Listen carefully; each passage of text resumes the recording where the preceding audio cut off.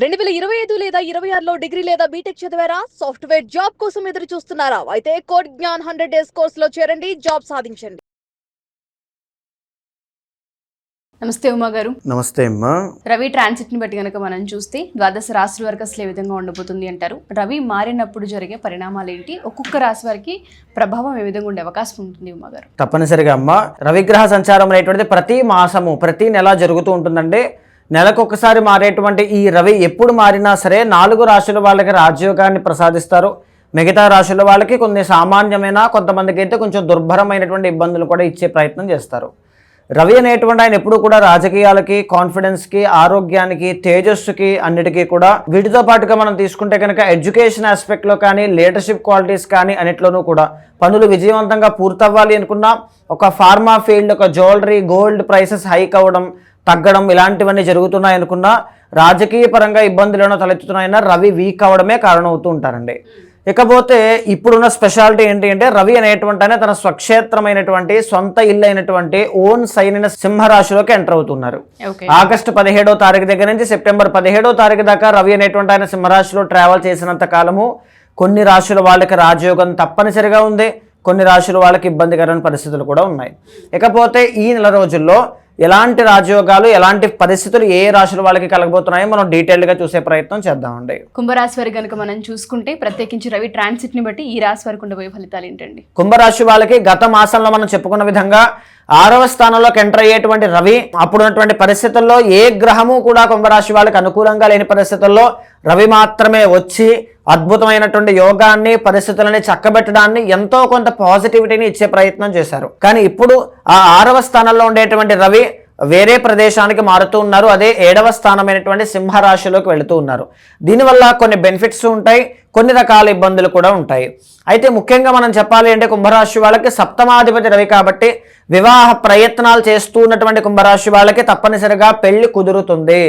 పెళ్లి అయిన తర్వాత కూడా మెరిటల్ లైఫ్లో డిస్టర్బెన్సెస్ చూస్తూ ఉన్న వాళ్ళకి చిన్న చిన్న మనస్పర్ధలు కూడా ఈ మాసంలో కూడా కనబడతాయని చెప్పొచ్చు. ఎందుకంటే సప్తమంలో రవి స్వక్షేత్రంలో ఉండవచ్చండి. అక్కడ రవితో పాటుగా కేతు కూడా ఉన్నారు.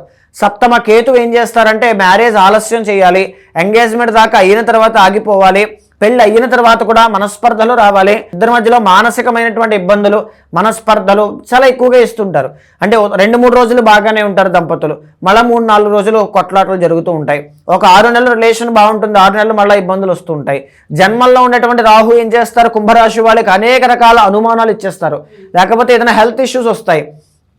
కొన్ని సందర్భాల్లో మనమే చాలా విచిత్రంగా ప్రవర్తిస్తుంటామండి. మనకు ఆరోగ్య సమస్య ఉంటుంది, అది మనం తగ్గించుకోవడానికి హాస్పిటల్లో ఉంటుంది, మనం వెళ్ళగలిగే స్తోమత, శక్తి అన్నీ ఉంటాయి, కానీ మనం వెళ్ళం. ఎందుకంటే ఆ టైంలో వచ్చే ఒక చిన్న మొండితనమో రాహు యొక్క ప్రభావం చేతనం. అలాగనే కుంభరాశి వాళ్ళు వాళ్ళ జీవితంలో వచ్చేటువంటి కష్టానికి ప్రత్యక్షంగా కానీ పరోక్షంగా కానీ వారే కారణం అవ్వడం లాంటివి కనబడుతూ ఉంటాయి. అది గుర్తించే సమయానికి చాలా ఆలస్యం అవుతుంది, తర్వాత చాలా పశ్చాత్తాపడడం, రీగ్రెట్ ఫీల్ అవ్వడం లాంటివి కూడా బలంగా కనబడుతూ ఉంటాయి. కుంభరాశి వాళ్ళకి మనం బాగా గమనిస్తే 2వ స్థానంలో శని వక్రగతిలో సాడే లాస్ట్ ఫేజ్లో ఉంది. అంటే ఈ యొక్క మెరిటల్ లైఫ్కి సంబంధించిన విషయాల్లో, ఎడ్యుకేషన్ సంబంధించినటువంటి విషయాల్లో, డబ్బు నిలబడకపోవడం అనేటువంటి విషయంలో, మాట మాట్లాడేటప్పుడు ఒక కమిట్మెంట్ అనేటువంటిది ఆలోచించకుండా ఇచ్చేసేటువంటి విషయంలో అన్నిటి మీద కూడా శని యొక్క ప్రభావం కనబడుతూ ఉంటుంది. జాతకంలో 6వ స్థానంలో గురువు అనేటువంటి ఆయన కుంభరాశి వాళ్ళకు ఉన్నారు. అంటే ఎక్కడో ఫినాన్షియల్ బడ్డెన్ కనబడుతూ ఉంటుంది, చోటు చేసుకుంటూ ఉంటుంది, ఖర్చులు విపరీతంగా పెరుగుతూ ఉంటాయి, ఎక్కడో ఫినాన్షియల్గా టైట్ అయిపోతుంది అనేటువంటి తెలుస్తూ ఉంటుంది. ఆ విషయం అంతా కూడా గురువు శని ఇద్దరు కూడా బాలేదు, రాహు బాలేదు, కేతు బాలేదు. సప్తమంలో రవి అనేటువంటి ఆయన బాలేదు అని చెప్పడానికి లేదు, బాగున్నారని చెప్పడానికి లేదు. ఎందుకంటే స్వక్షేత్రం కాబట్టి నెగిటివ్ ఎఫెక్ట్స్ ఇవ్వరు, సప్తమం కాబట్టి పాజిటివ్ ఎఫెక్ట్స్ ఇవ్వరు. సో ఇక్కడ రవి కేతులు కాంబినేషన్ కాబట్టి మెరిటల్ లైఫ్ జాగ్రత్త. అదేవిధంగా వివాహ ప్రయత్నాలకైతే కొంతవరకు అనుకూలంగా ఉంటుందని చెప్పొచ్చు. అదేవిధంగా వ్యాపారంలో చికాకులు పెరిగే అవకాశం కనబడుతూ ఉంటుంది. భోజనం సరైన సమయానికి తీసుకుంటూ ఉండాలి.